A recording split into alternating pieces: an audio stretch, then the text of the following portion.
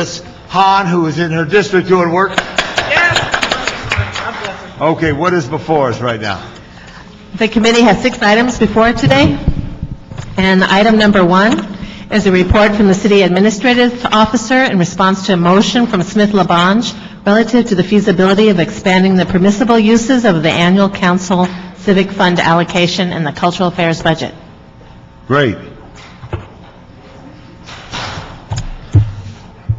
Diana Mangiolu, Office of the CAO. Before you is a report that our office prepared to look into the feasibility of expanding the uses of the Council Civic Fund on expenses or services such as catering and equipment rental. The report was heard by committee on September 26th, and it was continued for 30 days. And at that time, we had reported that, or we had recommended that the Department of Cultural Affairs report back with on the impacts of amending the ad code to include catering and equipment rental, and also to review the current guidelines of the Council Civic Fund. So where are we? Good afternoon, Council Member. I'm Saul Romo for the Department of Cultural Affairs. We're responding to this request, and I admittedly have to say that we have not been as responsive within those 30 days, but we will be back to you in time, if not for the next committee meeting, certainly the one after. Last meeting too, there was also an issue with Cultural Affairs on a matter, and they wanted 90 days or 120 days. That's not acceptable. You got to know there's real time here. This issue on the historic African American Fire Museum, on whether or not funds could use it. You offered a solution. Did the department call you yet? Nope. So you got to take action. We will take action on both those items. Okay, both items. Okay, so we're going to continue this 2 weeks. Very good. 2 weeks it Okay, is. you got it. Thank you very much. Next item. Item number 2 is a motion, Labange Garcetti, relative to requesting Department of Recreation and Parks and the Department of Water and Power to report on the potential impacts of advancing to a Phase 3 position relative to the city's water resource and its impact on the city's parkland. Thank you. Introduce yourself and just give a update, and also separate to the issue where Parks has reclaimed water in use. Sure. Good afternoon, council members. Kevin Regan, Assistant General Manager with Recreation and Parks. Here with me is Ramon Barajas. He's our Superintendent of the Valley Region. Of course, there's some also DWP reps. So You know his name? I forgot his name. No, you didn't Sorry. forget it. You know it, Kevin. It's Jim McDaniel. I forgot his You know it, Kevin. I know. Isn't that horrible? It is horrible. Now you ain't going to give you any water. You're in trouble. I do know who was the greatest football player out of Marshall High Oh, School. no. It's Totally off point. It's off point. It was Mike Haynes. It was Mike Haynes. Now, back to that point.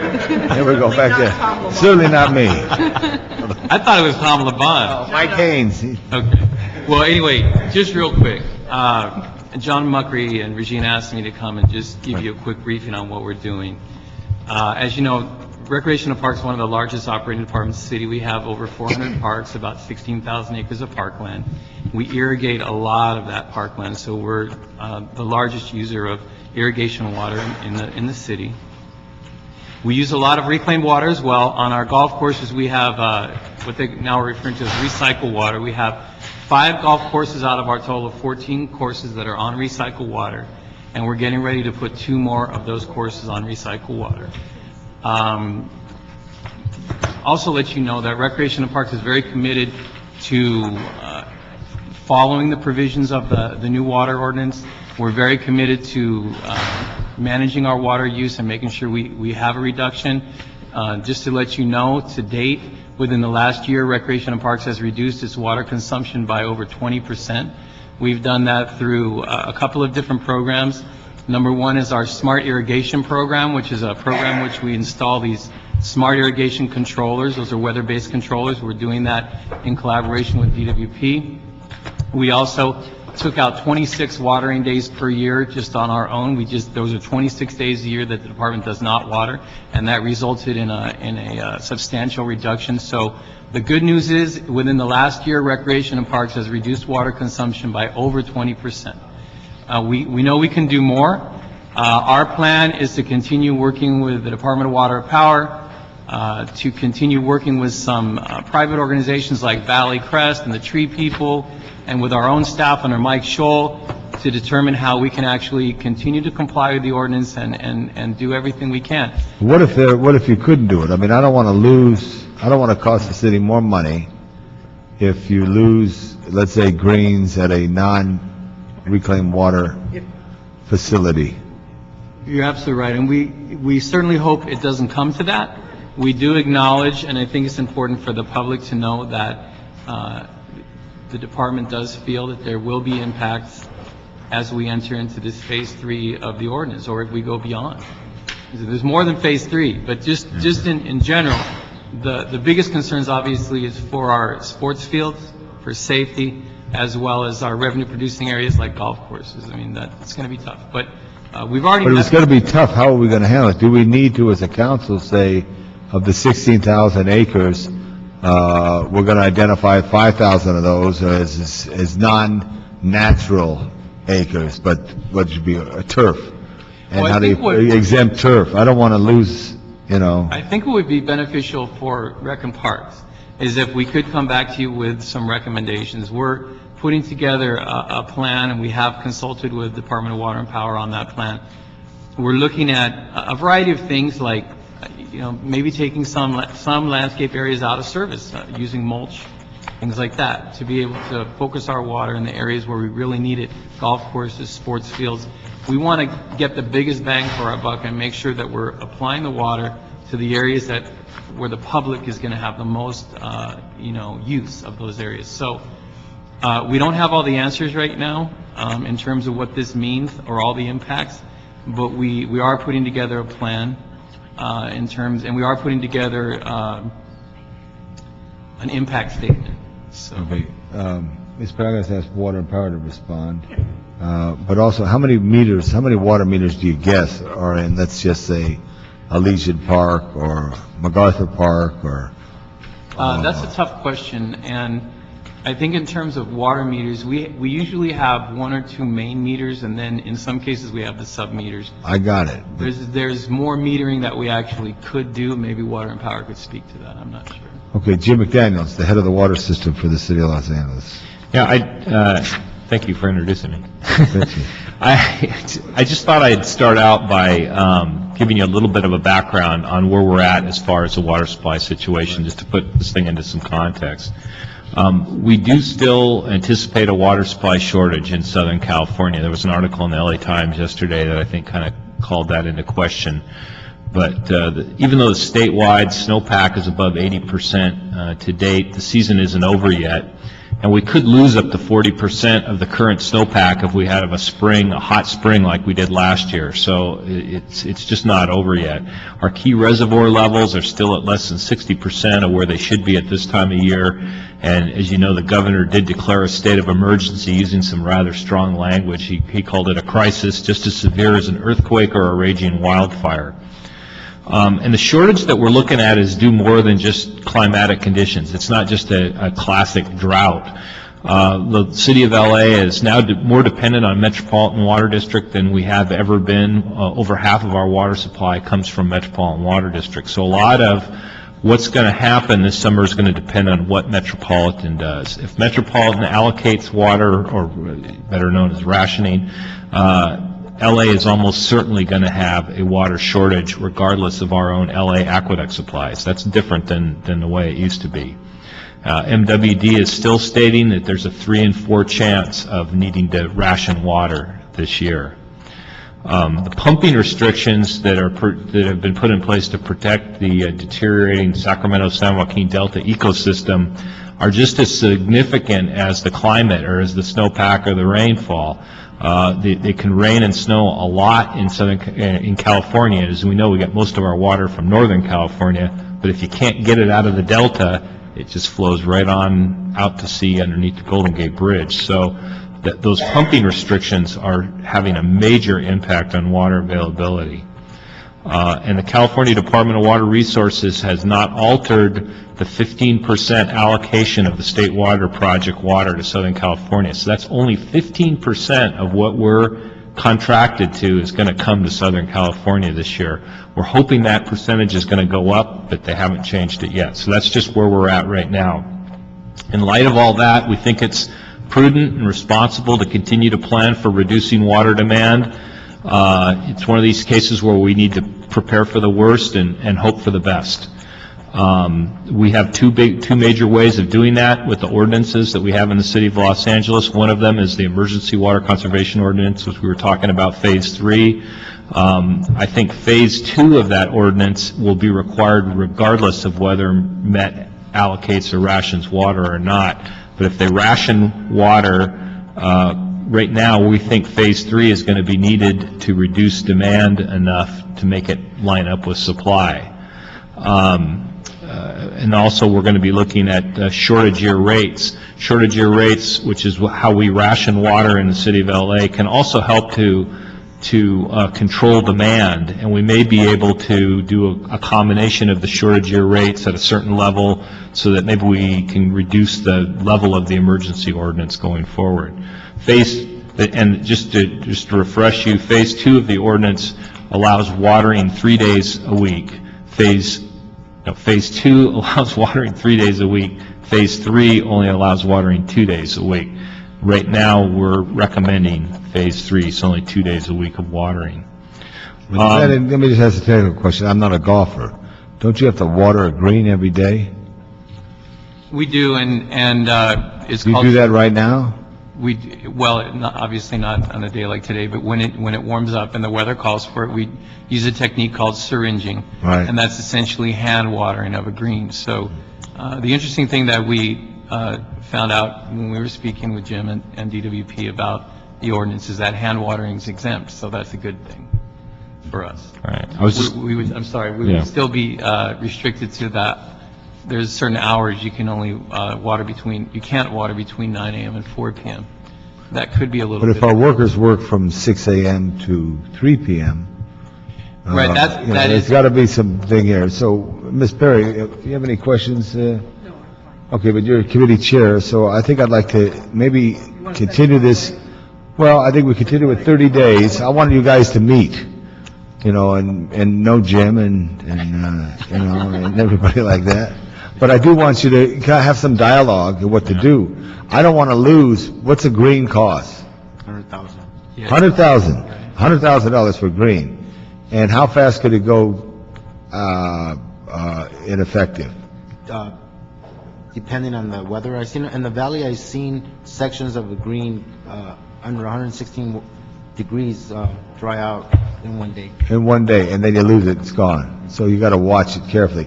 I think there needs to be some discussion, and as a member of council and Jan, who sits on this committee as well as heads the committee that oversees water, let's have a little focus on that. We still have a little time to get the official reading of what the snowpack is going to be, but look at that. And also, is there any quick fixes or extending reclaimed water? We are, we have been meeting, we've been talking, and actually, Rec and Parks gave us a list of some of their priority sites, and I think we've got about 2 or 3 sites that we think we're going to be able to get hooked up with recycled water before summer hits. And, we have Where are those provided... sites, Mr. Yeah. Regan? We're looking at sites primarily in San Fernando Valley where the plumbing is already in underground, but we just have to get the hookup. And do you know the names of all the... Out in Sepulveda area? Yes, Sepulveda Basin, Mostly, Woodley right. Park, Jelty Park, Balboa Park. Right, that should have been done long ago, really. And, but I mean, also, there's 2 sites in Los Angeles over here. The new facility that's right there on San Fernando Road. Rio de Los Rio de Angeles Los Park. Right. That one. Now, how do you connect that? Because the reclaimed water comes from the LA Glendale sanitation. plant. We have that coming down San Fernando Road now. Right now? Yep. Work's happening? All right, okay, and try to get it to the west side too, where of the park in the Las Feliz area there, because there's a lot of use, Right. and there's that Marty Tregnan Academy, and I don't think you can get up to Roosevelt, We're but trying to get it to Roosevelt. whatever. And see if they could convert one of the tanks in the park to a reclaimed tank. And tell Marty, I forgot to tell him this morning, there's no water in Dante's View. So, It's important, yeah. So tell them, DANTE apostrophe view. I'm Tell familiar Marty with that. the location. Marty Adams is a key engineer. So let's keep this a month, Madam Clerk. Let's watch this, because I do want to go to bat for the Parks Department, Ms. Perry. I don't want to lose, more people are going to use parks in this economic time, but I don't want them on sticky, dried up grass. It is a sacrifice. Maybe we ask this public to make a sacrifice at other personal levels so the benefit of all could be retained with the public spaces that we have.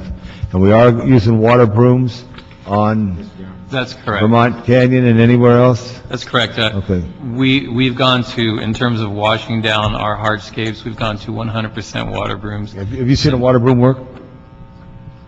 Okay, good. So, and that's legal? A water broom is legal? It's Water exempt broom from is the ordinance. We'd like to thank DWP for helping us with that. They helped us with the procurement and the But training. if Jane or John Q. Citizen buys a water broom, they're exempt as well. It's not just a public tool. It's an accepted method of cleaning the sidewalks, Good, okay. Because I do like clean sidewalks. and under the clean ordinance, streets. yes. Thank you very much. See you in a month. Okay. But hope it rains a little more. Thank you. Ms. Yancey, thank you for your service to the Department of Water Power. Item 3. Item 3 is a motion, Labange Garcetti, relative to requesting Department of Recreation and Parks to develop a ranger reserve program to allow residents of Los Angeles to volunteer for ranger-related duties at the city's parks. Thank you. Just get his card. Hi, Kevin. Good afternoon, council members. Once Great. again, Kevin Regan, Recreational Parks, and this is Harold. I do know who this is. Yes. This is Harold Fujita, our Director of Human HR. Resources. Good afternoon.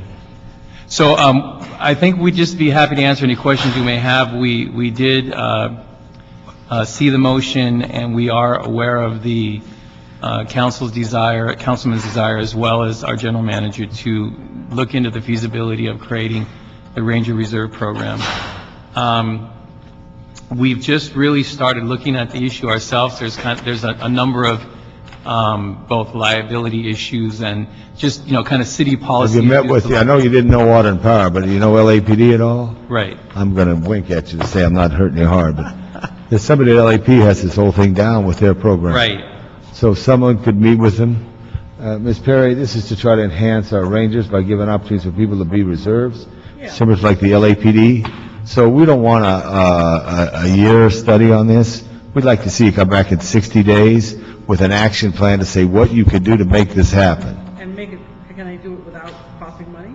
Right, and there's a little cost to everything. That's actually, as Kevin alluded to, we just got underway with what we intend to be a comprehensive cost-benefit analysis, and as we look at the various issues, things are coming to our attention, and as the council member just stated, the reserve program in LAPD, we have a upcoming meeting with the personnel department, because their reservists also have to go through background. So we'll be looking into that too, because any ranger reservist would have to go through the same sort of background check that an actual ranger. A police officer. Yeah, well, in our case, we're talking about the Ranger Reserve Program, Right. but you were making the analogy to their program, and certainly we will speak with the LAPD individual about Right. their program, but that is just to illustrate one of the aspects to doing the study, and I believe we should be able to get back to you within the time frame. All I need is a 3-page report in 90 days, and say you can either do it, or you can't do it, or you don't want to do it. And if you don't want to do it, that's another question for another report. But I want to see you find a way. We got to count on people, and this may be a participatory action where people will be volunteering in a way that will help supplement the rangers, which have been able to only get to so many in the numbers. Right, and we agree. And liability is the same thing with LAPD, so don't be scared of that.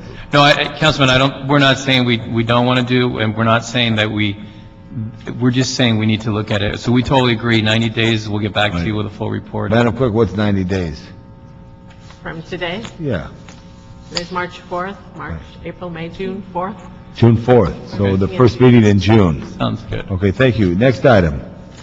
Item number 4 is also a motion from Labange Garcetti relative to requesting the Department of Recreation and Parks to develop a Park Ranger Explorer program.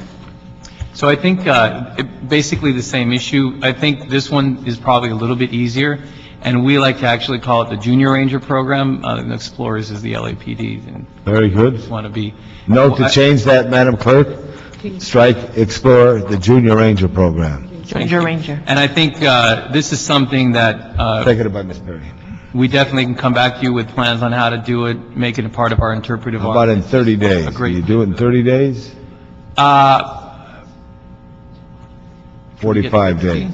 45. 45 days. 45. Yeah, because you got a ranger over there and give him that task.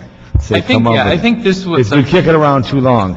I feel bad when Water and Power is here, because I was a water man up at Water and Power, and I believe in it, and I've been here 7 years, and I said, I should have been pushing harder to get the reclaim going.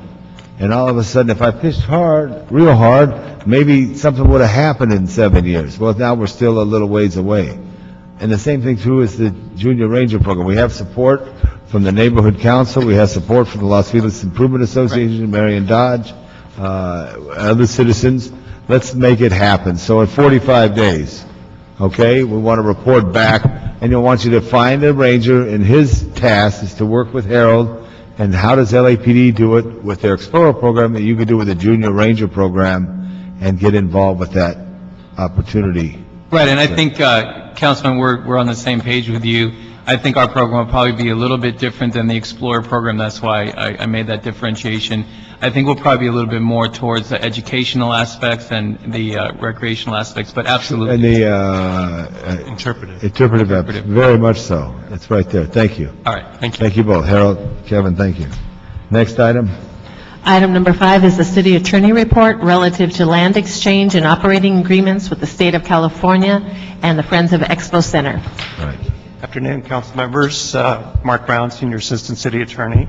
What you have before you here is a follow-up report to an action the council took in December to approve the exchange of properties in Exposition Park.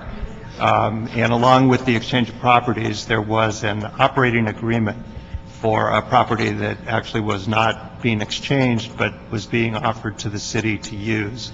And that property is over an acre in size, adjacent to the Expo Center in Exposition Park, and it's a large field which has been used extensively. Off of Menlo. Yeah, extensively used by youth off of Menlo. But it's not known as the Expo Center, is it? It's known as something else. The Expo Center. It's known as the Expo Center? Department's recreation facility there where the swim stadium was.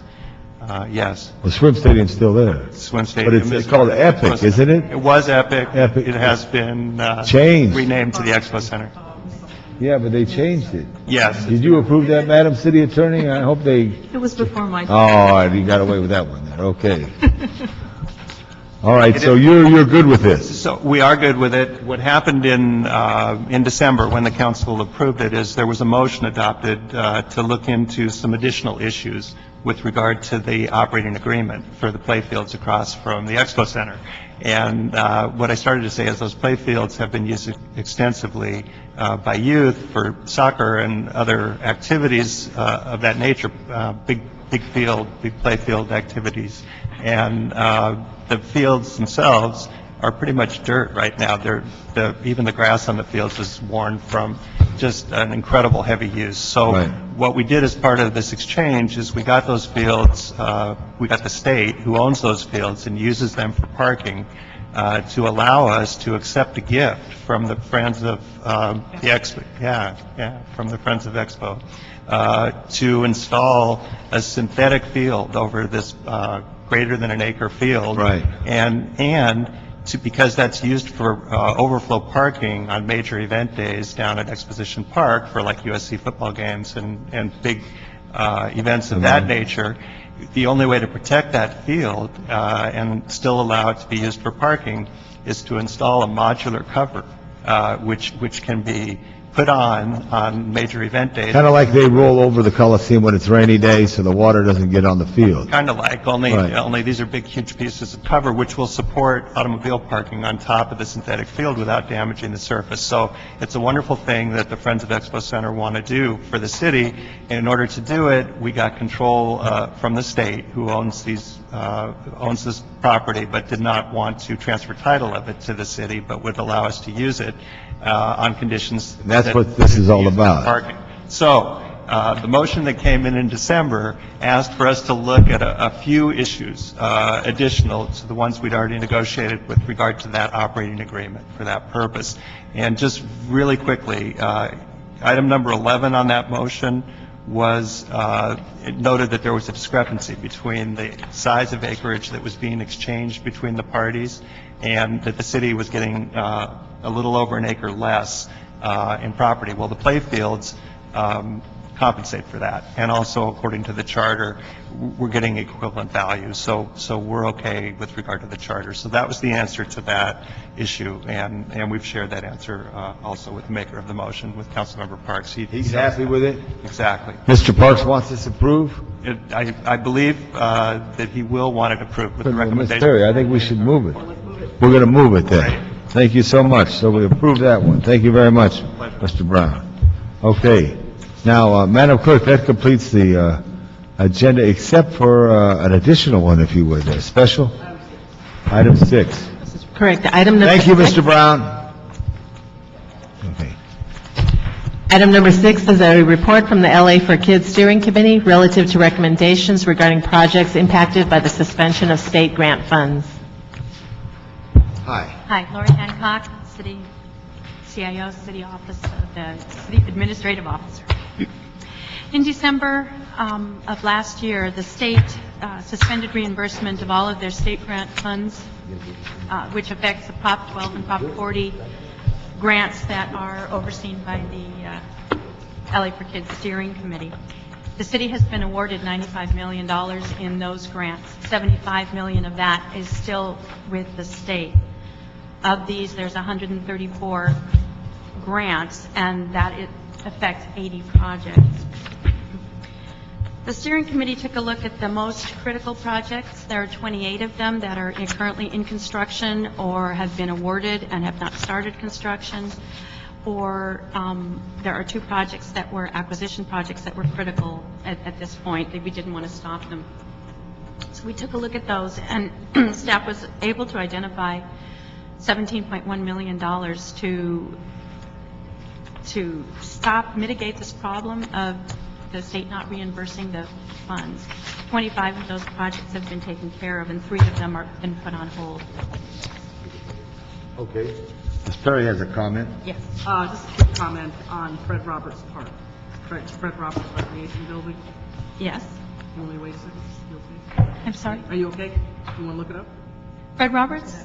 Okay. This Okay. is all I want to point out and to ask what we can do about it is you know that people who live in that immediate area have been waiting for this new building since 2004, and I want to know how I can help the steering committee develop a plan to move this project forward.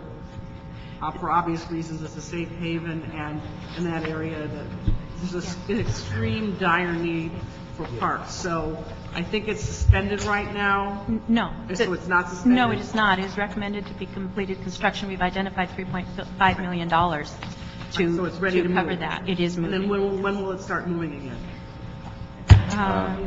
As soon as council approves this report, we'll have the authority. We've already issued the letter to the contractor, so they're on hold until such time as council All right, so approval. if you vote on it, say Friday, then once the mayor signs it, We need this to go to Budget and Finance Committee. We've asked them to consider it Monday. We haven't heard yet. And then it goes to council.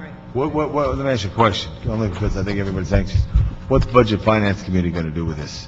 That Jan Perry We and Tom recommend that Lafontaine- they approve this report. I got it, but what if we ask Mr. Parks, because it's going to be tough to schedule it for a couple weeks. he's going to go there. They're dark for League of Cities, right? They're dark for League of Cities, they're dark for, if we call Mr. Parks and ask him, because this is somewhat of a routine, No. give me more This specifics. is a very important report. We have identified... Every seven- report you do is important, I'm sorry there. This is also important, along with the pachyderm. We're assuming that the state is going to resume the issuance of the Proposition 12 and 40 bond monies, and that's a really important assumption. If the state resumes reimbursement of those monies, this is simply a temporary cash flow Right. to keep 25 projects going. If the state doesn't reimburse, these monies at a future time, then it creates a $13 million general fund Hit. hit. So that's a big deal. So in your best But we're assuming recommendation that's gonna would be that it be scheduled at the next possible event, which may be a week from Monday, Right. due to the League of Cities, but also there is a memorial for Kenny Gardner, which may affect that. But we'll pass this right on through, have them look at it. I had two questions on Captain's Roost. You ever been to Captain's Roost? Have I been there? Yes. Yeah. It's been a You while. think they could spend $124,000 there? I don't know if they need $124,000 there. That's my understanding. That was what was set aside for the fire, basically the fire repairs. And Dante's is pretty well done, so That's my we'll look at that, and we may alter that when we get to council. But Maria, thanks for your advice on that. Ms. Perry, we're going to move this matter, if you say aye. She says aye. I don't want to say aye before, do I'll get in trouble with Ms. Perry. Just raise your hand, Jan. What's the best way? Oh, Jeff, you don't count. No, you don't count. Just hold on just a second, just to make it official. So,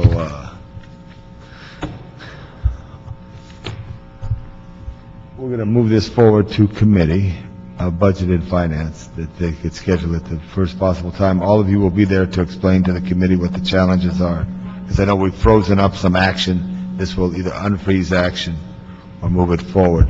Is there a bigger copy? Because I know I'm getting there, Neil, but the type is so small on this. We can get you ledger size. Give me a ledger, spreadsheet, yeah, a regular size spreadsheet for that. Yeah, I need that too. Both of them. Both of them. Oh, you got a better one. All right, hold on one second here. Oh, that's good. Is that extra copy? Very good. Thank you. So this is all these are all the projects. Those are all 25 of the projects that are recommended to move forward at this time. Staff is working to look at all 80 projects, and in the next few weeks, we should have another set of recommendations for those 80. But these were the 25 that were identified as the highest priority because they are in construction, They are in construction? most Yeah. of them. And then what is Dante's View doing in this one here, just out of curiosity, you know? We also include a few that were either complete or recently complete that had state money that had not been reimbursed yet, so that Okay. it can inform the council of the magnitude of the entire... Well, look at that. Come see me, Neil. Ms. Perry, we're going to move this forward to Budget and Finance for a full and complete review on a not routine but a very important matter, and then we move it then to council after that. Okay. That completes that special item. Anything else before you? Thank you. That Oh, completes no, all thank you. I that. apologize for being late due to council. This committee is adjourned. Thank you. You got public works?